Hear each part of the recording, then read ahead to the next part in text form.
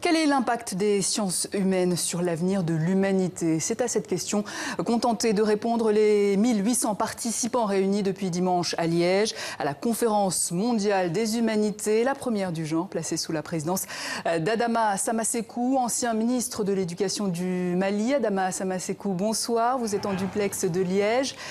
Monsieur Samasekou, pendant une semaine, il était donc question d'immigration, de politique ou encore d'environnement, des problématiques souvent observées à travers le prisme des sciences dures et économiques. Or là, avec la conférence des humanités, l'analyse vient des sciences humaines.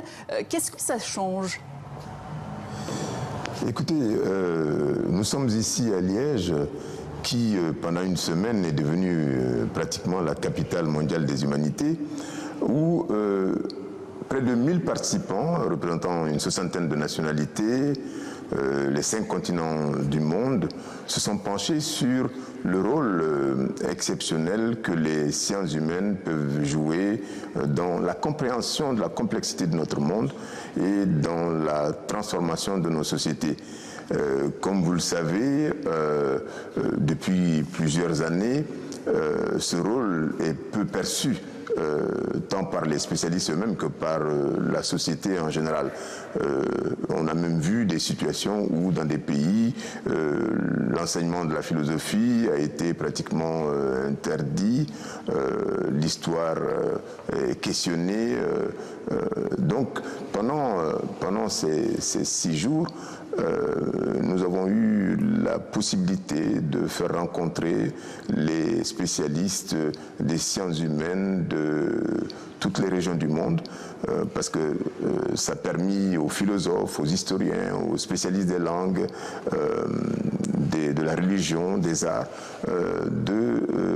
d'arriver à un consensus sur le rôle fondamental des humanités dans notre modernité et dans le devenir donc de notre planète Terre en termes des défis à relever. Monsieur Samasekou, on va revenir sur ces conclusions, mais justement, je voulais revenir sur le fait que quand on qualifie parfois les sciences humaines de sciences molles ou peu rentables, comment réagissez-vous?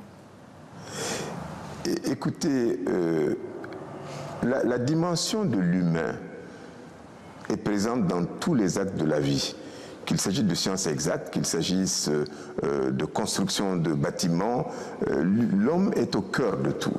Et comment voulez-vous qu'une société se développe sans que la dimension de l'histoire des composantes de cette société, des langues des membres de cette société soit prise en compte pour faire en sorte que la société humaine soit véritablement un espace de convivialité, d'échange et de partage.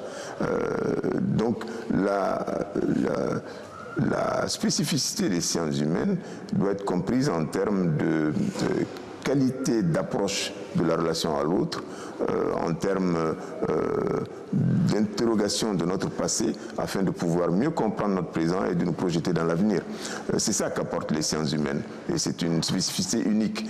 La complexité du monde est une complexité liée au fait aussi qu'il y a une diversité extraordinaire dans notre monde, diversité culturelle, diversité linguistique.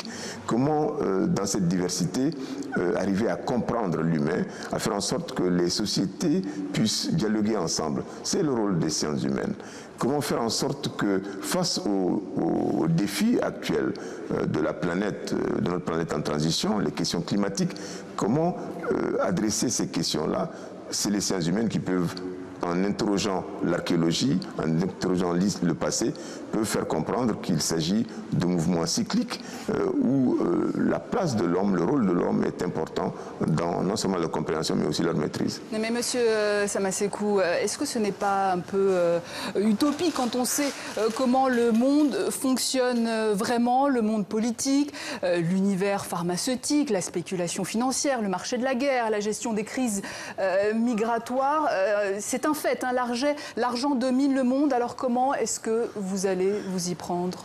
Justement, chère madame, c'est un point qui a été au cœur des débats de Liège. En réalité, nous avons affaire à un monde qui est géré par le marché. Un monde, comme vous l'avez dit, où l'argent est roi. un monde où la démarche économiciste l'emporte surtout.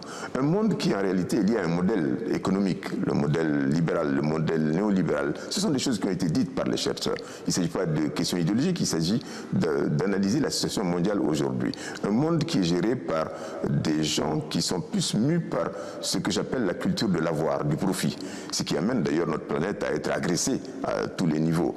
Donc il s'agit d'opposer à cette démarche une démarche qui s'origine dans la pensée, la vision de beaucoup de sociétés qui sont en général hors d'Europe, hors d'Occident. Des sociétés qui mettent l'être au cœur de leurs préoccupations, qui considèrent que la raison, les richesses matérielles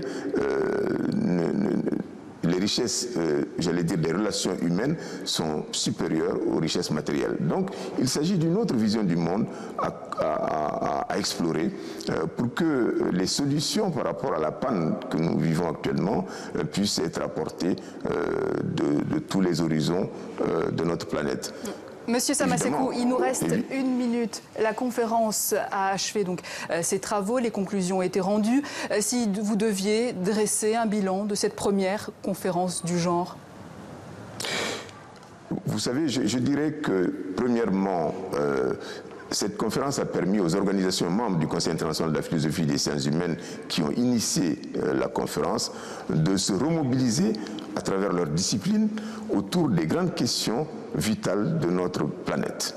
Cette conférence a permis à l'UNESCO également de prendre en charge les préoccupations qui sont exprimées par ces organisations membres, et la conférence a permis aussi d'impliquer la société civile, des citoyens ordinaires, dans un dialogue entre chercheurs, décideurs politiques et citoyens ordinaires, et également les médias, pour mettre en exergue aujourd'hui la nécessité de faire des humanités le levier pour une nouvelle humanitude dans notre monde. Et d'ailleurs, la conclusion fondamentale de cette conférence, c'est qu'il est décidé de faire des conférences régulières. On verra la régularité peut-être tous les 4 ans. Mais déjà, à la prochaine conférence générale de l'UNESCO, les conclusions vont être apportées et permettant à l'UNESCO de pouvoir prendre des décisions pour pouvoir mettre en œuvre ces conclusions-là au niveau des États membres. On suivra avec beaucoup d'attention sur TV5 Monde les prochaines conférences, plus que quelques instants donc avant la clôture de cette conférence. Adama Samasekou, merci. Je rappelle que vous êtes ancien ministre de l'Éducation du Mali et président de cette première édition de la conférence des humanités.